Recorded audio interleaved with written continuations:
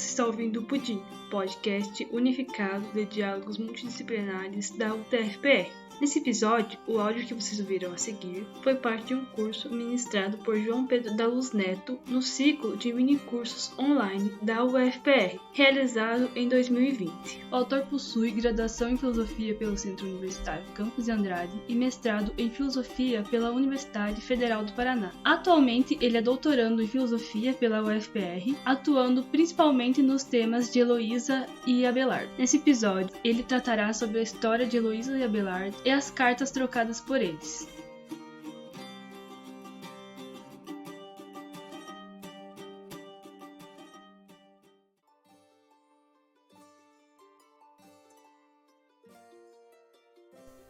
Bom, iniciamos então falando sobre o drama e falando sobre as cartas, né? Vamos expor um pouquinho o que aconteceu com eles, sobretudo a partir da primeira carta, que é a carta de Abelardo a um amigo, e depois vamos apresentar então as outras 4 cartas que compõem as chamadas cartas pessoais e falar um pouquinho dos estilos de Heloísa e Abelardo.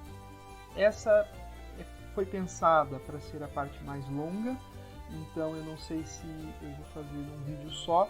Talvez, se eu ver que está um pouco longo demais, eu vou cortar em uma sequência de vídeos. De qualquer forma, todos eles vão ter esse objetivo geral. Como eu falei, que a gente vai fazer, né, essa exposição sobretudo a partir da carta a um amigo, né, ou então também conhecida como História, as Minhas Calamidades, né? Mas, claro, eu já vou jogar alguns elementos que a gente tem em outras cartas, em outros momentos, né, para que a gente entenda. Então não vai ser só História das Minhas Calamidades, vai ser sobretudo, né, História das Minhas Calamidades, mas não só ela. E só para a gente entender, o Abelardo estava num momento de grande dificuldade e ele escreve uma carta que ele endereça a um amigo que a gente não sabe quem é. Por isso até se levanta a hipótese de que o amigo podia ser ele mesmo. E ele escreve essa carta expondo a vida dele. A Heloísa, em algum momento, lê essa carta, eles já não estão juntos, e então ela inicia uma série de diálogos com ele. Ela manda uma carta, ele retorna, e assim se inicia uma conversa entre os dois. Conversa que vai retomar os assuntos que são expostos na primeira carta, foi quando eles estiveram juntos. Abelardo, né? Quem que é Pedro Abelardo? Na verdade, se a gente for olhar estritamente, não seria Pedro Abelardo, seria Pedro de Palais ou Pedro de Nantes, porque o nosso Pedro nasceu em Palais, que é um burgo próximo a Nantes, na Bretanha, né? Isto é, ao oeste da França. Ele é filho do Berengário e da Lúcia. Berengário era um amante das letras e quis educar os filhos nelas antes de que eles fossem para a carreira militar. Berengário era um militar, então, teoricamente, Abelardo seria um militar também. Ou seja, eles eram da nobreza da época. Se a gente for lembrar, a gente já está no começo da Constituição da tripartição de labratórios, oratórios e belatórios. E os belatórios são os nobres, então os militares são os nobres. Mas o Abelardo renuncia totalmente à sua herança, à sua primogenitura. Ele era o primeiro filho do Berengário com a Lúcia, para se dedicar às letras, né? Ele diz que saiu dos braços de Marte para ir para os braços de Minerva, do deus da guerra, para a deusa da sabedoria. Abelardo é um apelido de origem obscura que se deu e acabou pegando, tanto que a gente chama ele de Pedro Abelardo, não de Pedro de Palais ou de Pedro de Nantes. E o Abelardo ainda possui outros 2 epítetos, né, que são peripatético palatino e pássaro errante. Peripatético palatino, porque ele mesmo se diz como um andante e também um lógico, alguém que está recebendo algo do Aristóteles ali. Então ele é alguém que filosofa como um peripatético, né? Os peripatéticos são os filósofos aristotélicos. Palatino de Palais. Ou então esse epíteto que aparece na carta do Pedro Venerável, contando para Heloísa que o Abelardo tinha falecido. Ele usa essa expressão, o nosso pássaro errante, né? Porque, como a gente vai ver, Pedro Abelardo viveu em muitas cidades, sempre viajou muito. Vamos falar, por enquanto, de um Abelardo sem Heloísa, ele é mais velho que ela. Após ter saído da casa dos pais, o Abelardo começa a ir pelas cidades para estudar filosofia. E é interessante porque, embora ele diga que renunciou às armas, ele continua sendo um cavaleiro, ele continua sendo um militar, né? E ele mesmo é consciente disso. Lá no comecinho da História das Minhas Calamidades, está sempre citado assim, HMC, cita o parágrafo, e também a página que está no livro do Zeferino Rocha. Depois eu vou comentar sobre essa tradução. Abelardo diz: e uma vez que todas as demonstrações filosóficas, eu preferi o arsenal das argumentações dialéticas, troquei por estas as outras armas e preferi os combates das disputas filosóficas ao troféu das guerras. Por isso, perambulando e discutindo pelas diversas regiões, onde ouvia dizer que florescia o estudo dessa arte, tornei-me um êmulo dos peripatéticos, como eu tinha comentado acima, peripatético palatino.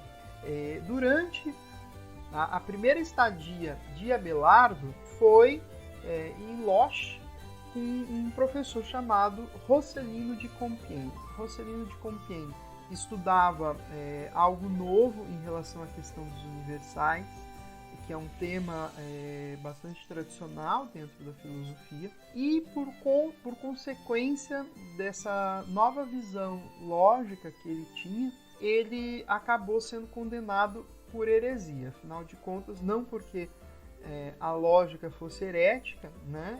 É de um campo que a igreja não vai dizer se é herético ou não, mas porque as consequências teológicas da doutrina do Rosselino foram entendidas como se Rosselino não fosse monoteísta, mas triteísta. E talvez seja até por isso que o Abelardo não fale dele na sua biografia. Nós sabemos que ele foi aluno do Rosselino por outras fontes, como, por exemplo, uma carta de xingamentos do Rosselino ao Abelardo em 1120. Então, cito aqui: em Loches, onde residiste por tanto tempo aos meus como o menor dos discípulos do teu mestre. Há quem diga, inclusive, que o nome Abelardo venha de Abalardus. Abá significaria pai e lardos significaria porco ou algo assim. Então é como se o Rosselino tivesse xingado ele de pai do toicinho. Mas é uma questão bastante discutida aí o que seria isso. Então, né, o que a gente tem mais informação é a respeito do Guilherme de Champeaux, segundo mestre do Pedro Abelardo.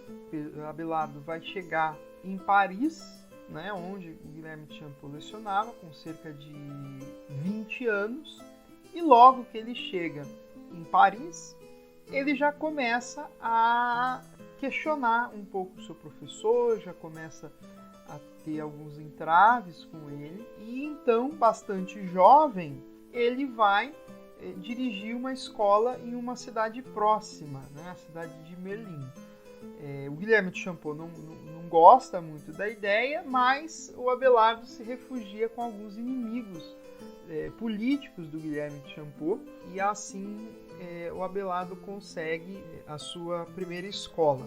Então, depois de um tempo, ele transfere a escola de Melun para Corbeil, que é mais próximo de Paris, ou seja, ele está cada dia mais se acercando de Paris, que é uma cidade que ele quer conquistar. Vejam a questão militar aí. Mas o Abelardo diz que por motivos de doença ele abandona Corbeil, a escola dele lá, e retoma para Palais, para a casa da família. Uma doença bastante interessante, porque ao mesmo tempo que Abelardo está doente, né, está ocorrendo uma guerra e os protetores de Abelardo acabam deixando ele um pouco desprotegido. Quando acaba a guerra, Abelardo também deixa a doença de lado. E daí retoma para a escola do Guilherme de Champeaux. O Guilherme de Champeaux está diferente. Ele abraçou a vida religiosa. O Abelardo vai dizer que ele só fez isso porque ele queria ser bispo, independente do interesse ou não do Guilherme de Champeaux. O fato é que ele acolhe, mesmo já tendo brigado com o discípulo, ele acolhe o Abelardo novamente na escola e eles travam uma disputa a respeito dos universais, né? Como eu falei que o Rosselini tinha uma tese nova. O Abelardo vai refutar o Guilherme de Champeaux. Essa refutação, de fato, destrói os argumentos do Guilherme de Champeaux. O Guilherme de Champeaux tenta reconstruir uma nova tese, o Abelardo destrói essa tese também, e o sucesso de Abelardo, segundo o que ele conta, é instantâneo. Trecho que eu trago dele: em consequência disso, meu ensinamento adquiriu muita força e autoridade, e o próprio sucessor de meu mestre na Escola Catedral de Paris ofereceu-me seu lugar para, juntamente com os outros, confiar-se ao meu magistério, naquele mesmo local onde, primeiramente, tanto sucesso tivera aquele que foi o seu e o meu mestre. Ou seja, Abelardo volta para Paris pela segunda vez. Nessa disputa com o Guilherme de Champeaux, tira o emprego do Guilherme de Champeaux. E ele mesmo assume o papel de professor. Né? Então não só destituiu o professor, como ele se tornou o professor. Abelardo, claro, muito orgulhoso, ele adora essa conquista, mas logo em seguida ele perde a cátedra. Né? O Abelardo diz que foi por influência do Guilherme de Champeaux, que mexeu os pauzinhos lá e tiraram o diretor da escola, que demitiu o Guilherme de Champeaux e contratou o Abelardo. Então, o Abelardo, né, demitido também da Cátedra de Paris, retoma para Melun e vai estabelecer a sua escola ali. Enquanto isso, o Guilherme de Champeaux vai fazer outras coisas da vida, entre elas ele funda a Abadia de São Vítor, fora de Paris, em 1108. Essa abadia vai ser importante. Existirão o Hugo de São Vítor, que tem algumas obras que hoje em dia estão sendo reeditadas. Então essa abadia vai ter uma certa importância no século XII. Enquanto o Guilherme de Champeaux está lá e o Abelardo está em Melun, o Abelardo descobre que o Guilherme de Champeaux já não está tão em Paris assim, está meio para fora, e ele retoma Paris. Né? Ele não entra na cidade propriamente, mas ele transfere a escola dela para o Monte Santa Genoveva, que é no Rive Gauche, que é ao sul de Paris.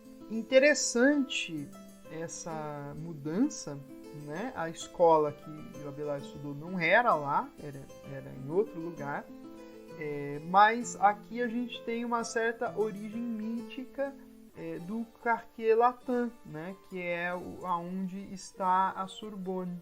Então é como se Abelardo tivesse sido um intelectual tão profundo em Paris que o lugar em que se estuda já não é mais o mesmo, né? Se estuda perto da escola do Abelardo.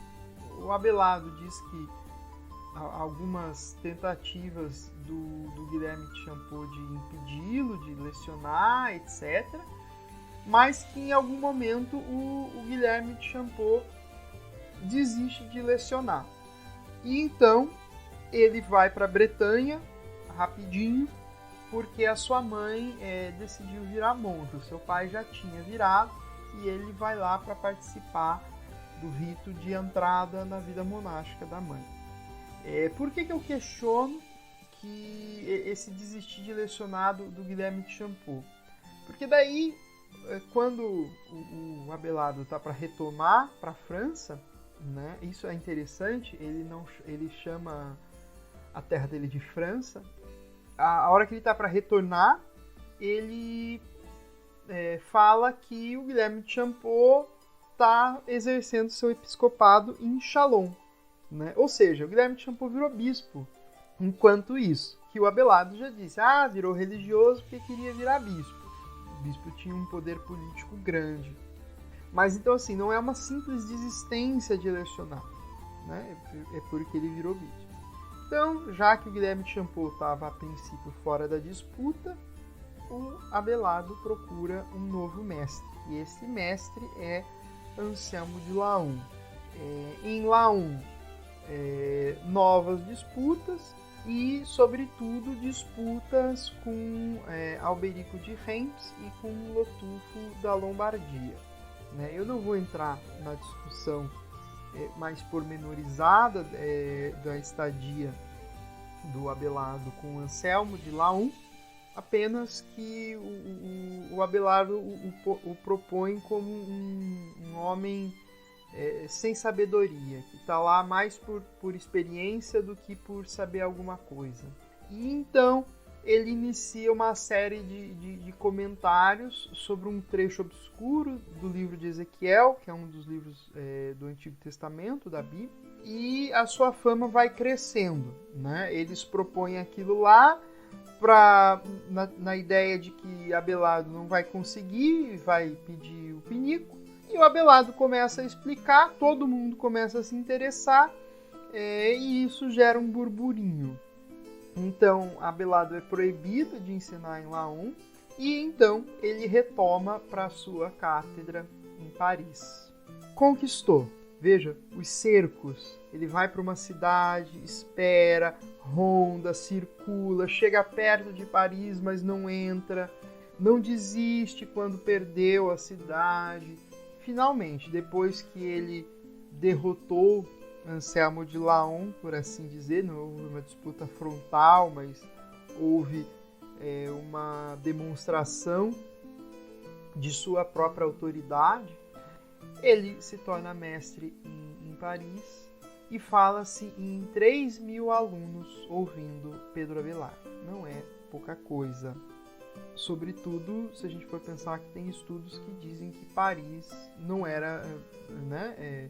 Alguns falam em 20.000 habitantes, outros falam em 3.000 habitantes. Mas o fato é que a gente tem um Abelardo que é muito ouvido. Nós temos 2 testemunhos disso, né? Um é o testemunho da própria Heloísa. Na verdade, quem dentre os reis ou qual dos filósofos podia igualar-se à tua fama? Que região, que cidade ou vilarejo não se agitava para te ver? Quem, pergunto eu, não se apressava para te ver quando aparecias em público e quando te afastavas não seguia com o pescoço erguido e os olhos voltados na tua direção? Que mulher casada ou que mulher solteira não te desejava quando estavas ausente e não se abrasava em tua presença? Que rainha ou mulher poderosa não invejava os meus prazeres ou o meu leito nupcial? E ainda, Fouque de Douai, a longínqua, eu vou ler mais o finalzinho. A longínqua Bretanha te enviava seus filhos, Anjou, Poitou, a Gasconha, a Ibéria, a Normandia, a Flandre, a Alemanha, a Suábia, não se cansavam de proclamar o poder de tua inteligência. Os habitantes de Paris e os de toda a França desejavam ser instruídos por ti. Todo mundo acreditava que não havia nada que não pudesse aprender de ti. Orlando Vilela vai dizer, né, descontados o amor de Heloísa e a retórica de Fouque, ainda nos resta muita coisa. O próprio Abelardo, as aulas, citação dele, né, as aulas sobre Ezequiel, na verdade, foram tão bem aceitas pelos estudantes a ponto de acreditarem que eu já tinha adquirido no ensino da doutrina sagrada uma glória não inferior àquela que me viram ter na filosofia. Assim, pelo ensinamento das duas disciplinas, o meu magistério obteve um enorme êxito. E quanto ao lucro financeiro e quanto prestígio minhas aulas me proporcionaram, tu também, por causa da minha fama, não podes ignorar. Aqui Abelardo, então, inicia um tema, né, da tríplice concupiscência. Ele fala do seu lucro a partir das aulas e ganância. Ele fala, num outro momento, que ele se sente o único filósofo que sobrou no mundo. Orgulho. Tá faltando um, né? Que é a luxúria. Vamos segurar. Vamos para Heloísa. Quem que é Heloísa? Nós sabemos muito pouco da vida da Heloísa. Não sabemos o nome do seu pai e sabemos que sua mãe se chamava Ercindes, a partir de uma anotação que foi feita no obituário do Paracleto, né, de um mosteiro que ela viveu mais para o fim da vida. E se fala também da data de nascimento da Heloísa em 1101. E a gente não sabe também nem onde ela nasce. O que nós sabemos? Quase como um conto de fadas, aquilo que Abelardo põe. Havia, na cidade de Paris, uma jovem com o nome de Heloísa, sobrinha de um certo cônego que se chamava Fulberto. Este, quanto mais a amava, com tanto maior cuidado se empenhava em fazê-la progredir no conhecimento de todas as coisas, todas as ciências literárias que pudesse. Então, tio dela, cônego na Catedral de Paris, que não era a nossa não, né? Enfim, que não era a nossa conhecida hoje, né? Que é a Catedral de Notre-Dame, ainda era uma igreja anterior. Ele criou essa sobrinha com muita dedicação. Especulações não faltam. Tem gente que diz que Fulberto era o pai dela, mas era padre, não podia falar, né, porque o carinho era excessivo. Tem gente que diz que ela era de uma família nobre, mas assim, algumas coisas não se encaixam. Abelardo, se Abelardo soubesse de uma filiação da Heloísa e Fulberto, certamente ele teria escrito, né? Ele gostava de criticar os inimigos, mas enfim, não sabemos, né? Também o mais é especulação. O texto diz que era sobrinha. Sobrinha essa extremamente culta. Foi educada na abadia de Argenteuil com muito zelo, né? E Fulberto sempre investindo muito nessa sobrinha. Tanto que ela ganha fama em todo o reino, né, como uma mulher das letras. Como diz o Pedro Venerável, abade de Cluny, numa carta que ele escreve para Heloísa, muitos anos após os acontecimentos. Eu não havia ainda entrado nos anos da minha mocidade, eu era criança, quando a tua fama me chegou ao meu conhecimento. Naquela ocasião, eu já ouvia falar desta extraordinária raridade. Uma mulher vivendo no século inteiramente dedicada ao estudo das letras e da sabedoria. Heloísa não era monja. Haviam monjas eruditas, inclusive o século XII traz uma monja brilhante, que é Hildegarda de Bingen. Mas é uma monja. Heloísa não. Heloísa era uma mulher que o Fulberto estava criando para que depois se casasse, tivesse filhos, constituísse uma família. Ela era secular. Então, esta é a Heloísa. Abelardo, como eu falei, inicia o caminho da tríplice concupiscência, né? Como ele vai chamar. E então, ele começa a querer conquistar a Heloísa. Abelardo mesmo se acusa. É luxúria. Eu não amava Heloísa. Eu senti atração por ela. Eu senti desejo, mas não amor. E o Abelardo, então, passa a procurá-la para conquistá-la. Para se aproximar, ele procura o tio, o Fulberto, e pede abrigo, né, em sua casa. O que o Abelardo está pensando aqui? Ele pensou que, estando lá, ele ia encontrar a Heloísa nos corredores, ele pensou que ia poder jantar com ela e com todas as pessoas da casa, mas o Fulberto fica lisonjeado com a proposta de Abelardo, de receber o maior filósofo da França morando em sua casa. Né? Ele não só aceita Abelardo sem pestanejar, como ele lhe confia totalmente a educação da Heloísa. Né? Abelardo pode entrar no quarto da Heloísa a hora que quiser, quando quiser, sem pedir autorização para ninguém, e pode inclusive bater na Heloísa se a Heloísa estivesse mostrando displicente nos estudos.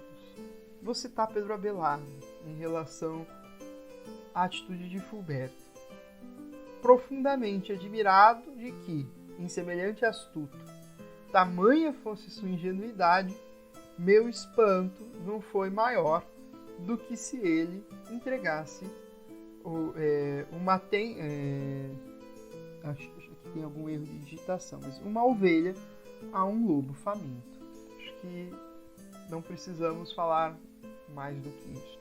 Dando sequência, então, nós falamos de Abelardo, falamos de Heloísa, começamos a falar da conquista. Falamos de Fulberto, que entregou Heloísa a Abelardo como quem entrega uma tenra ovelha, agora corrigi aqui, a um lobo faminto. Acho que não tem palavras melhores para exprimir o que ocorreu depois do que as do próprio Abelardo. O que mais direi?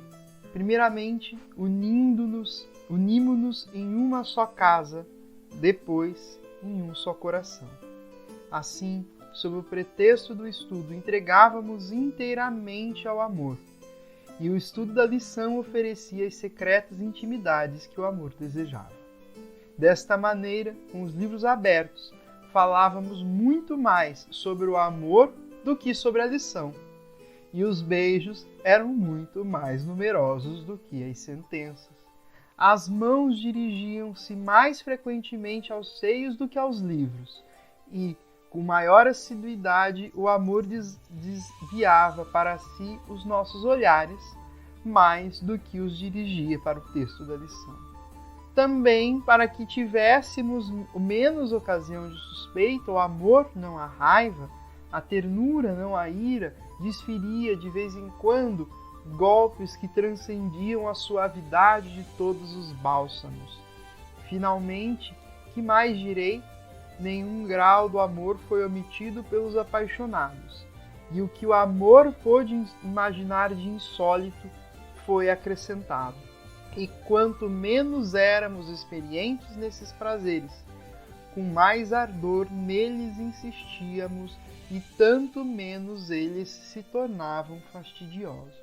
O que nós podemos saber, né, desse período de recordação, de paixão, né?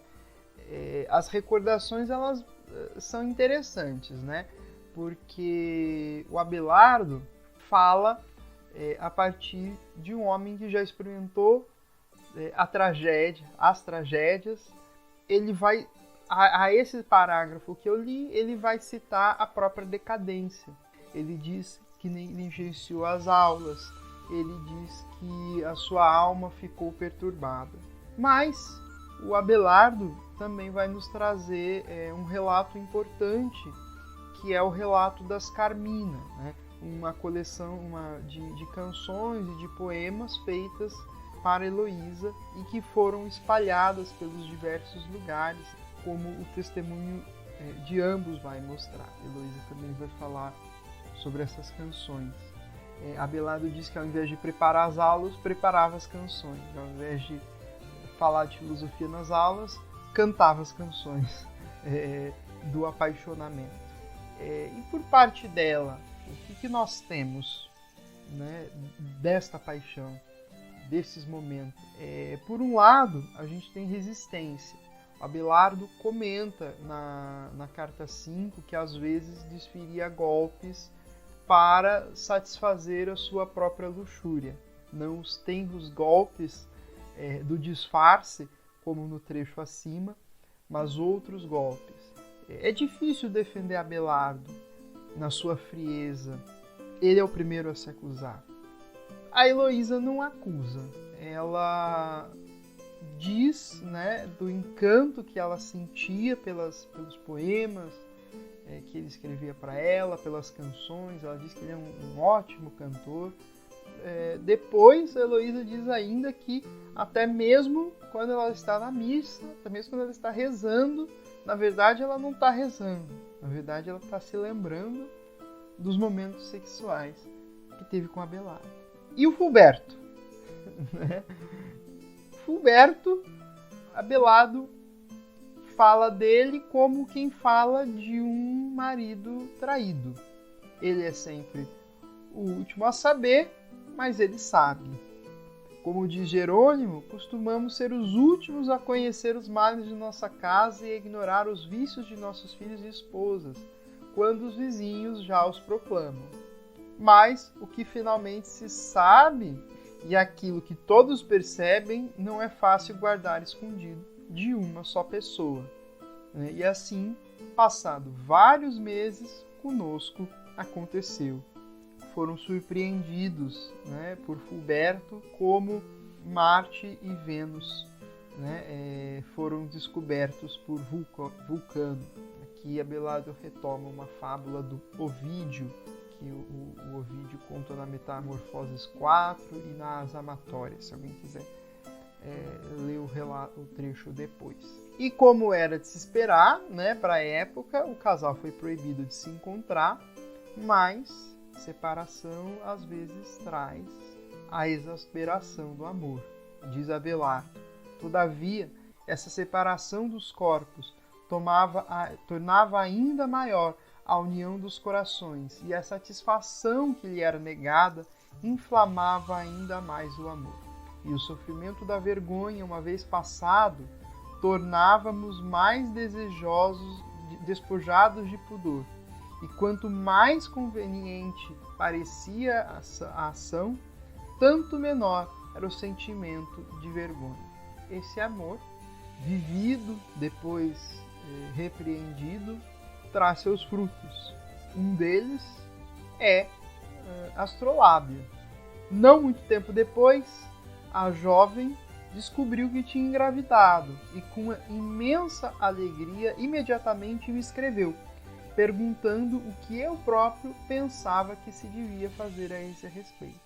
E assim, certa noite, estando Fulberto ausente, eu a retirei às escondidas da casa do tio e, sem perda de tempo, transportei-a, conforme combináramos, para minha terra natal, onde ela ficou morando em casa de minha irmã, até que deu à luz a um menino que chamou de Astrolábio.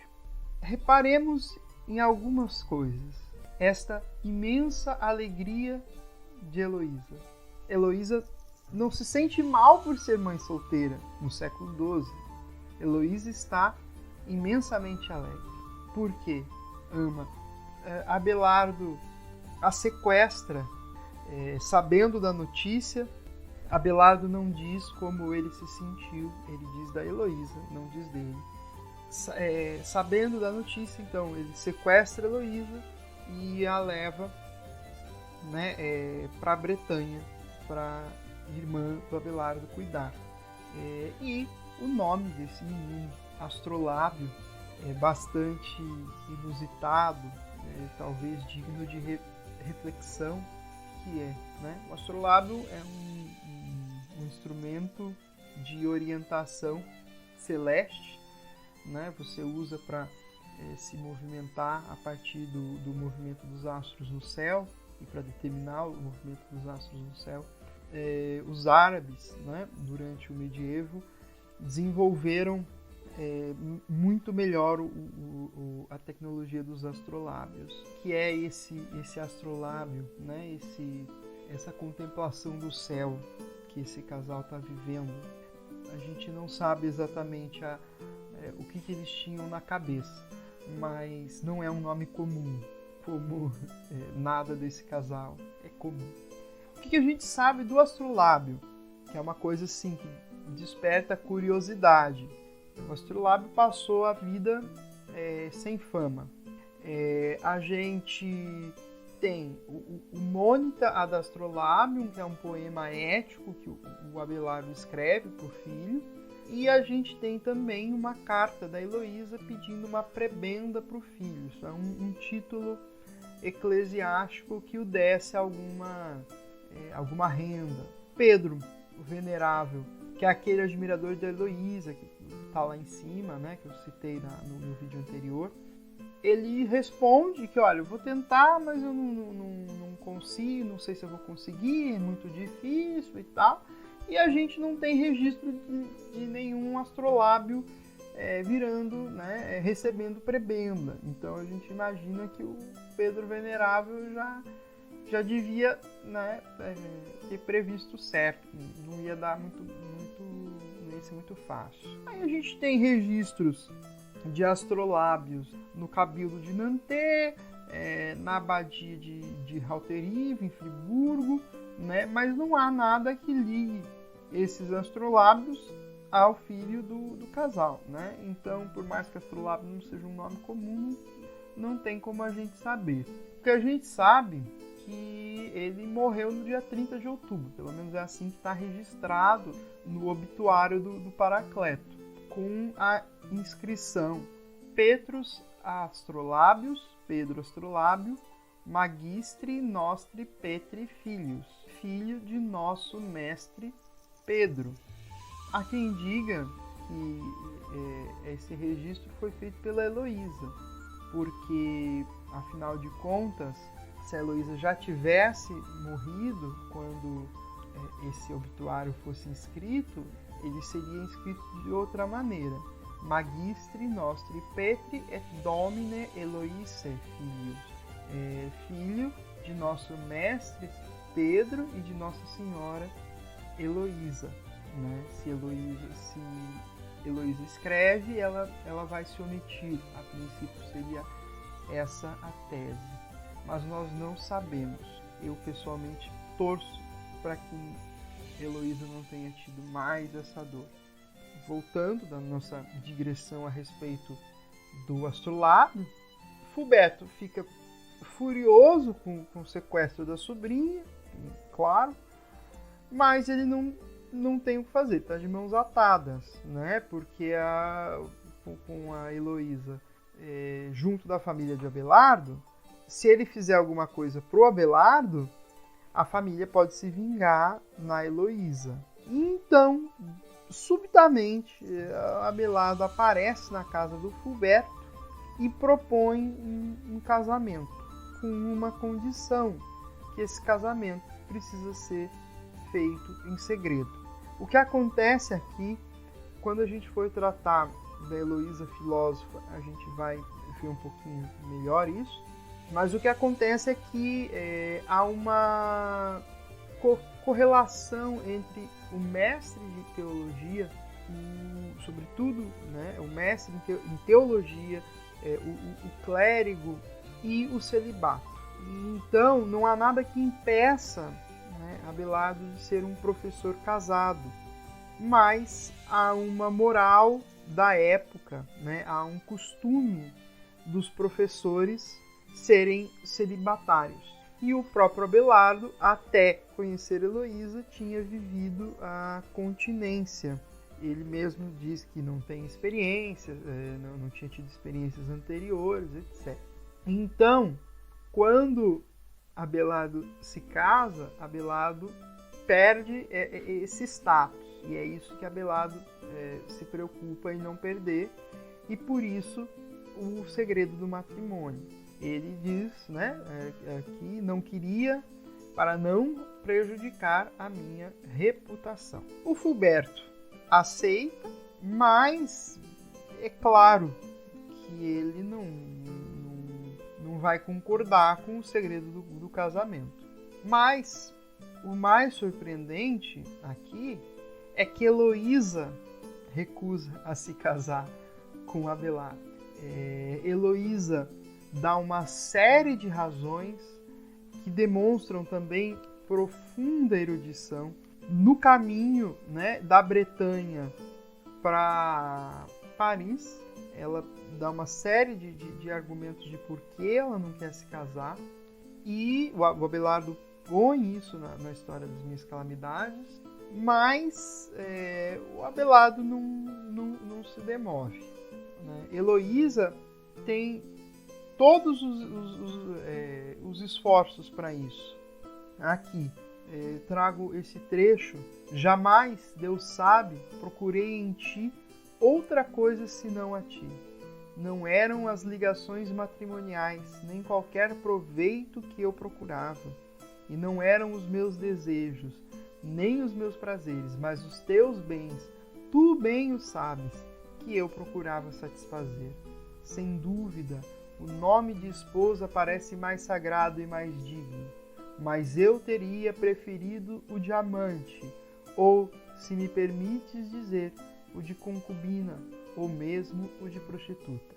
Seria mais caro e mais digno para mim ser tua meretriz do que imperatriz de Augusto. Esta é a nossa Heloísa. Ela não quer se casar, ela propõe viver o amor livre com Abelardo. Algo inacreditável para aquele tempo. Tanto que tem gente tem historiadores que não aceitam a autenticidade das cartas, muito baseado nisso. Não, isso aqui, ninguém escreveria isso naquele século. Mas, ao que tudo indica, Heloísa não era uma mulher qualquer. Mesmo assim, Abelardo não se demoveu com os argumentos, nem os argumentos racionais, nem os argumentos passionais, e obriga Heloísa a se casar com ele. Assim, depois que o nosso filho nasceu e que o confiamos à minha irmã, retomamos ocultamente a Paris. E poucos dias depois, tendo celebrado durante a noite numa certa igreja uma vigília secreta de orações, fomos, ao romper do dia, unidos pela bênção nupcial na presença do seu tio e de alguns amigos seus e nossos. E logo em seguida, às ocultas e separadamente, retiramo-nos e não nos vimos em seguida, senão poucas vezes e às escondidas, dissimulando bastante o que tínhamos feito. Fulberto não cumpre a promessa, ele começa a divulgar o casamento, afinal de contas, ele pensa que o dano da sua imagem foi público, então a reparação também tem que ser pública, não basta uma reparação sacramental. E a Heloísa nega. Ela está morando na casa do Fulberto, nega que tenha se casado quando perguntam para ela, e ele bate nela porque ela está mentindo. Quando Abelardo sabe disso, ele sequestra a Heloísa de novo, a veste de monja e a leva para Argentuíli, que é aonde ela foi educada. Então aqui Abelardo resolve, num golpe só, ele resolve dois problemas. Primeiro, que é salvar Heloísa de apanhar, e o segundo, que é manter a sua reputação a salvo, uma vez que ela, a princípio, então, parece que ela se tornou monja, não é casada, então, a princípio. Enquanto essas coisas estão acontecendo, né, enquanto ela está lá no convento e ele fora, dando as aulas dele, ele faz as suas visitinhas no convento. Ele mesmo fala a respeito disso, né, na carta 5. Tu não ignoras que, certo dia, depois de nossa união matrimonial, quando estavas no claustro de Argenteuil, com as religiosas eu fui secretamente te visitar. E sabes o que a incontinência de minha libido fez contigo, ali, num recanto do próprio refeitório, porque não tínhamos outro lugar para dirigirmos. Mas essa situação se parece insustentável, uma vez que o tio fica furioso com essa atitude de Abelardo, e eu aqui gostaria de fazer uma citação um pouco mais longa, mas é melhor que a gente ouça pela própria vítima. Tendo ouvido isso, o tio, os seus parentes e cúmplices imaginaram que eu os estava ridicularizando muitíssimo e que de Heloísa monja facilmente eu poderia desvencilhar-me. Por isso, profundamente indignados e mancomunados contra mim, certa noite, enquanto repousava e dormia num quarto retirado de minha residência, depois de subornar o meu supervisor, puniram-me com a vingança mais cruel e mais vergonhosa, da qual o mundo tomou conhecimento com maior espanto. Ou seja, cortaram aquelas partes do meu corpo com as quais cometera o que eles deploravam. Logo em seguida, fugiram. Abelardo foi castrado. Não é difícil imaginarmos como que ele se sente, como que Heloísa se sente ao saber disso. Abelardo, quando o dia amanheceu, quão grande foi o espanto que se apoderou de toda a cidade reunida em torno de minha casa, quão grande a lamentação com que as pessoas se afligiam, quantos os gritos com que se torturavam e quão grande o pranto com que me perturbavam.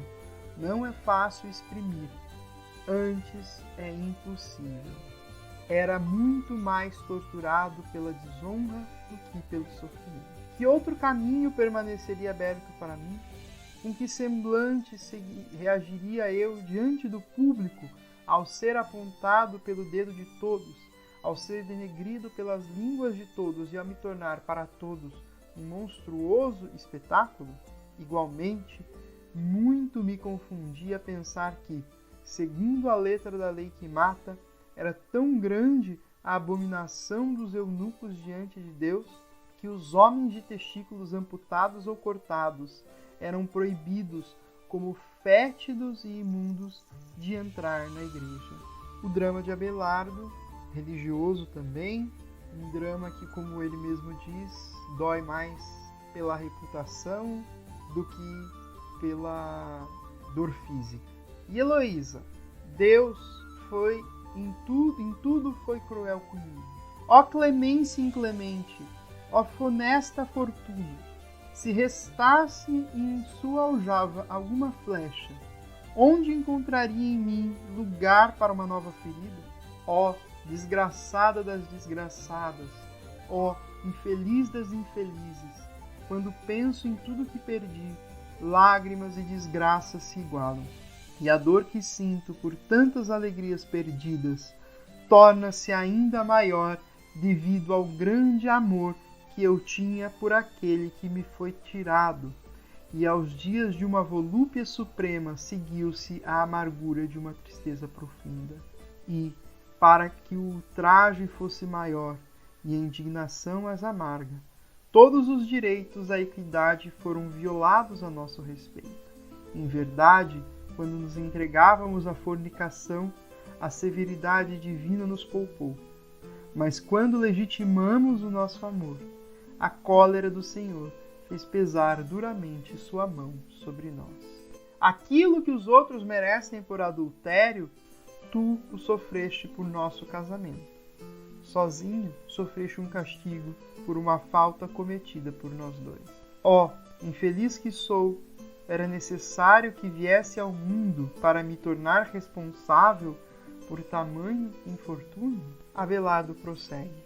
Colocado em tão mísero estado de desolação, confesso que foi a confusão da vergonha, muito mais do que a vocação, de uma vida religiosa que me impeliu para os abrigos dos claustros monásticos. Heloísa, inicialmente por minha ordem, recebeu, espontaneamente, o véu de monja e entrou para o mosteiro.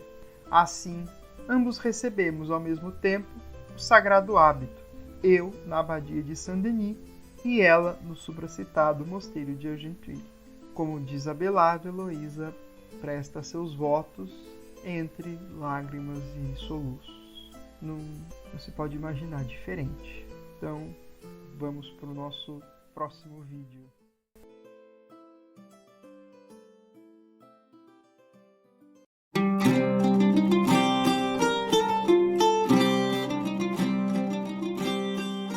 Esse foi o episódio do Pudim, podcast unificado de diálogos multidisciplinares, um projeto de extensão da UTFPR, editado por Adriane Gonçalves. O áudio desse episódio foi captado do original do curso em vídeo. Músicas utilizadas: Deepwood 3 por Perry Tune, disponível em perrytune.com. Mandola por Hook Sounds, disponível em www.hooksounds.com. Medieval Loop On por Alexander Nakarada, disponível em www.serpentessoundstudios.com. Para saber mais informações sobre o projeto desse podcast, visite o nosso site pudim.cp.utrpr.edu.br. Esse e outros episódios do projeto podem ser encontrados no seu aplicativo de podcast preferido. Até a próxima!